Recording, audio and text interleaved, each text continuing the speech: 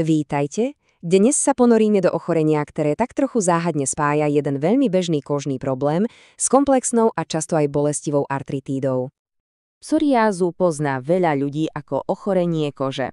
Ale čo sa stane, keď sa k tomu zrazu pridá aj bolesť a stuhnutosť kĺbov? Ako to spolu súvisí?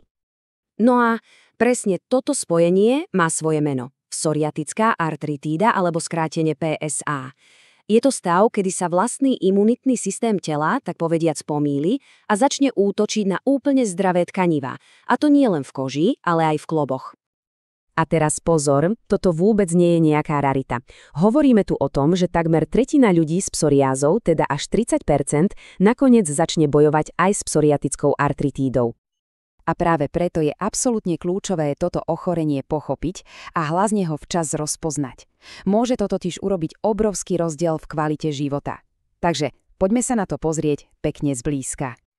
Aby sme psoriatickej artritíde dobre porozumeli, musíme sa naučiť hľadať jedinečný súbor stôp, ktoré ju odlišujú od iných typov artritídy. Je to taká malá detektívka. Tie príznaky sú naozaj rôznorodé, ale dajú sa rozdeliť do niekoľkých jasných kategórií. A práve tie slúžia lekárom ako také dôležité varovné signály. Jedným z najcharakteristickejších znakov je daktilitída. Znie to odborne, ale v praxi to vyzerá tak, že celý prst na ruke alebo nohe opuchne a začne pripomínať malú klobásku. Je to veľmi typický príznak. No a ďalšou kľúčovou stopou je entezitída. To je vlastne zápal presne v tých miestach, kde sa šľachy a väzy kotvia o kosť. Bežne to spôsobuje bolesť, ktorú ľudia poznajú napríklad ako zápal achilovej šľachy alebo bolesť päty. Dobre, takže máme v rukách tieto stopy. Čo ďalej? Ako sa z týchto indícií stane definitívne potvrdená diagnóza psoriatickej artritidy? Najprv si treba uvedomiť, že PSA nie je len jedna choroba. Môže sa prejaviť až v 5 hlavných formách.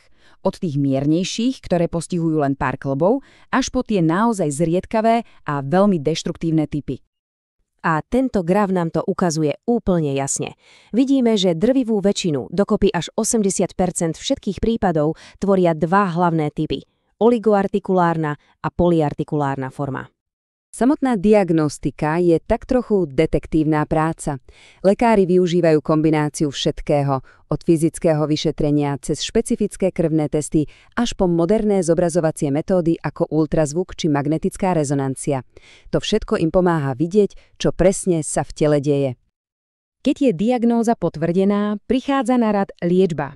A práve tu sa v posledných rokoch udiala doslova revolúcia. Moderným cieľom je dostať chorobu úplne pod kontrolu, do tzv. Remisie. Je to stratégia známa ako liečba zameraná na cieľ. Liečba zvyčajne postupuje krok za krokom, akoby po takom rebríku.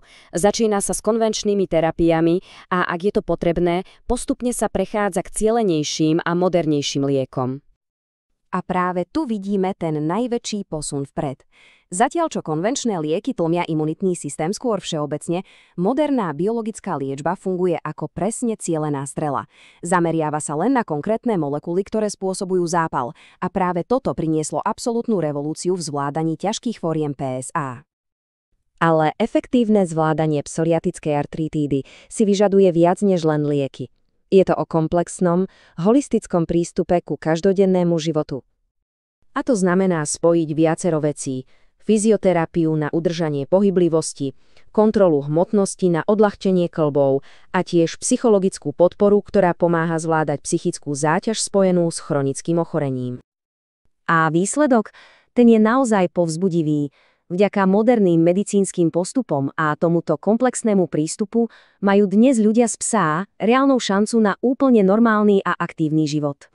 A tak sa naša dnešná cesta od záhady k riešeniu končí touto otázkou. Ak náš vlastný imunitný systém dokázal vytvoriť takúto zložitú výzvu, kto vie, aké ďalšie úžasné riešenia ešte v sebe ukrýva.